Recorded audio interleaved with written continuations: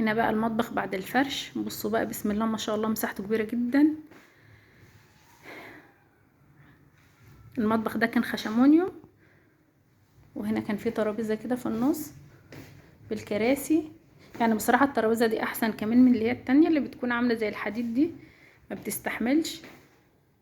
هنا بقى الرخامة، اطقم الرخامة بسم الله ما شاء الله جميلة جدا.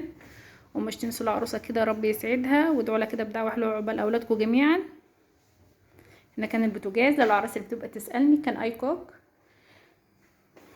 وهنا القلاية الهوائية، هنا صواني ستانلس وكنك ستانلس وجرانيت. هنيجي بقى على الضلف. هنا منظم القطاعات والصواني، حطيت فيه صواني والجريل وقطعت الخضار. هنا الكبة والعجان الكهربائي ومكنة الحلاوة اللي هي غزل البنات. هنا الشواية الكهربائية. هنا طقم مجات بالحامل. فوق كده الحلل كان شكلهم حلو خالص، اللون البامبي والبتنجاني. فوق كده العصارة، ده الكيتشن ماشين الكاملة. وده هنا التلاجة للعراس اللي بتسأل نوعها ايه، كانت وايت ويل. هنا الغسالة كانت تورنيدو اللي هي الكاملة.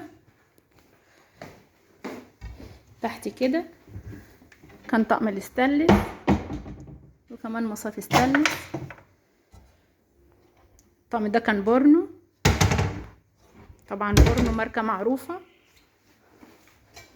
هنا درج الرفايع، المعالق والقطاعات البلاستيك والمشابك وفرات العجين. وتحت كده الهون وسبت الغسيل، السبت الصغير بتاع المشابك. هنا بقى الفرن الكهربائي. هنا اطقم ازاز. وهنا كانت الكبة والخلاط الكهربائي. نيجي للضلفة دي حلوة خالص، كانت مكنة الايس كريم وحفظ التلاجة واطباق ستانلس اللي هي الطقم اللي هو لوحده، ومكنة الشيبسي وحفظ الطعام وصواني الفرن، صواني الكيك اللي هي بيكون على شكل قالب. وكمان هنا طقم. نقفل بقى الضلف. هنيجي تحت.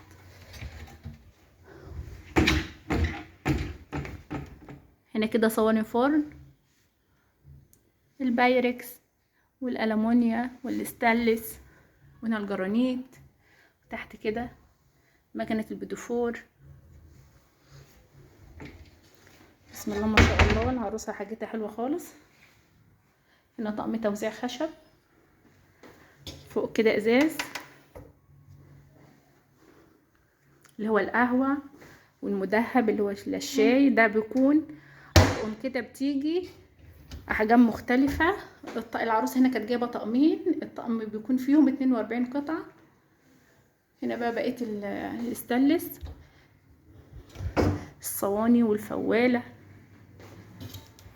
وفوق كمان صواني فرن اللي هي المستطيلة وبراد وكازرولة. هنا معالق طبعا غير شنطة المعالق. بصوا هنا شنطة المعالق كمان اهيت. ده هنا درج للرفايع غير الدرج التاني. وده طبعا العروسة يعني بسم الله ما شاء الله بتجيب كمية رفايع كتيرة جدا، ومن كل حاجة 2 و3 و4. هنا طقم قبلات صغيرة كده حطيتهولها مع كاسات مدهبة. وهنا كوبايات الوان. وهنا الطقم الكامل اللي هو 42 قطعة اللي هو برضو المدهب. هنيجي هنا بصوا بقى الطقم ده شكله حلو خالص بالقارورة كده باللون الاحمر في ذهبي. وفوق كمان كوبايات. يعني العرايس بصراحة بيكون ذوقها مايل للذهب اكتر لانه بيكون شكله حلو في الراس. هنا الميليمين، العروسة بتجيب اكتر من طقم ميليمين. وده كده طقم كان جايب الشيالات بتاعته، كله طبق مع الشياله بتاعته، شكله حلو خالص برضو زي الصيني. وفوق كمان كده ازاز.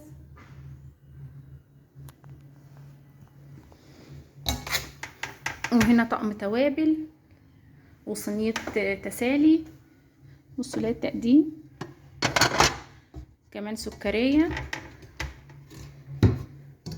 وتحت هنا شنطة السكاكين، هي كانت جايبة 2 فضت لها 1 في الحامل اللي هو ده. بصوا السكاكين اللي بتبقى من النوع ده كده، وحطت لها برضو شوك وسكاكين ومعالق للاستخدام. وهنا الديب فريزر.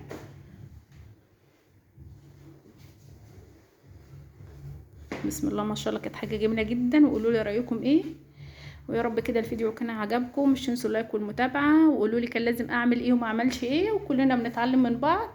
وعقبال اولادكم جميعا.